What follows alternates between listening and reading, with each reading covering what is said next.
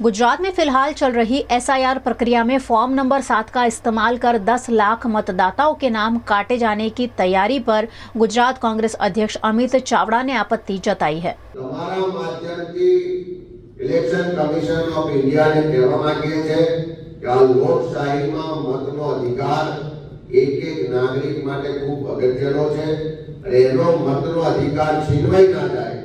ખોટા લોકો આવા ફોર્મ ભરીને કોઈના નામ કમી ના કરાવી જાય, કોઈ રાજકીય પાર્ટીને એના એજન્ડા મુજબ કામ ના થાય એટલા માટે તાત્કાલિક આખા ગુજરાતમાં દરેક બૂથમાં દરેક વિધાનસભા વાર જેટલા પણ ફોર્મ નંબર 7 અને ફોર્મ નંબર 6 આવ્યા છે એની માહિતી રાજકીય પાર્ટીઓને પણ આપો, પબ્લિક ડોમેન પર પણ મૂકો, જેથી કરીને મતદાર જાણી શકે કે મારી સામે આવો વાંધો લેવામાં આવ્યો છે અને આ વ્યક્તિએ વાંધો લીધો। સાથે સાથે કાયદાની જોગવાઈ મુજબ ફોર્મ નંબર 7 માં જે માહિતી ખોટી આપી છે, પુરાવા વગર વાંધો લીધો છે, ખોટું એકરાર કર્યું છે, એની તપાસ કરીને એવા લોકો સામે કાર્યવાહી કરો। અને ખાસ કરીને અહીંયા નોંધવામાં આવ્યું છે કે कोई बारोबार कचेरीओं में फॉर्म आपी गया, सीसीटीवी फुटेज बधी जगह उपलब्ध है।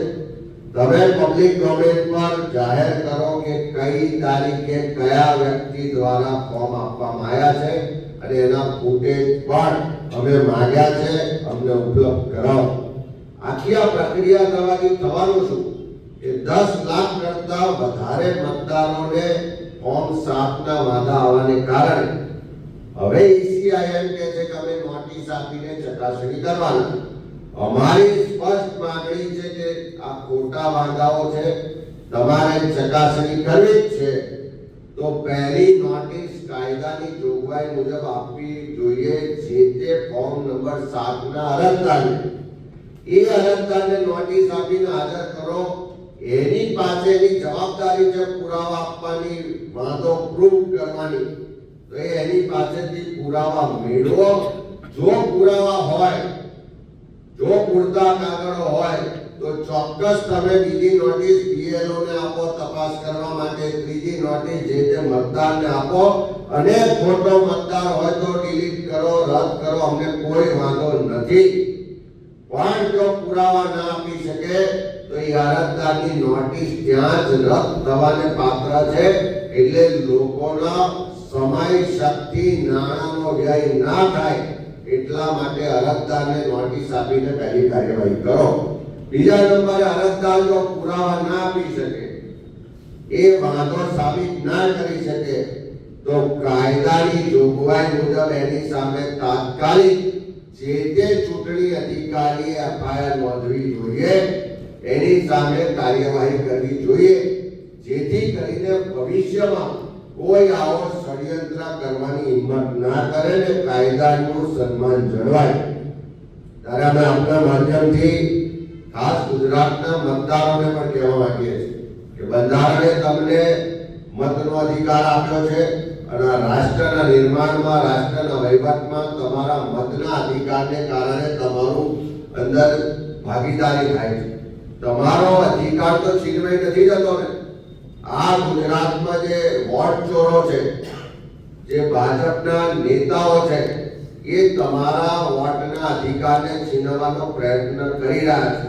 ત્યારે મારી બધા જ ગુજરાતના જાગૃત નાગરિકો, મતદારોને વિનંતી છે કે તમારો મતનો અધિકાર છીનવાઈ ના જાય, તમારા મતની ચોરી ના કરી જાય, એટલા માટે તાત્કાલિક 30મી તારીખ છેલ્લી છે ત્યાં સુધી તમારા નજીકના મતદાન મથકે ત્યાંની ચૂંટણી અધિકારીની કચેરીએ જઈ મતદાર યાદી જોજો। તમારો મત પણ કોઈ ચોરી ના જાય, તમારી સામે પણ કોઈ ખોટો વાંધો લઈ અને મતદાર યાદીમાંથી તમારું નામ કમી ના કરાવે એની ધ્યાન રાખે એવી ખાસ વિનંતી છે। ચૂંટણી પંચ પાસે અપેક્ષા રાખીએ છીએ કે तुरंत कार्यवाही करे, कायदाकीय पगला भरे, अमे माहिती मांगी छे आपे અને ગુજરાતના લોકોને પ્રેસ કોન્ફરન્સના માધ્યમથી આશ્વસ્ત કરે કે કોઈ પણ મતદારનો મતનો અધિકાર નહીં છીનવાય।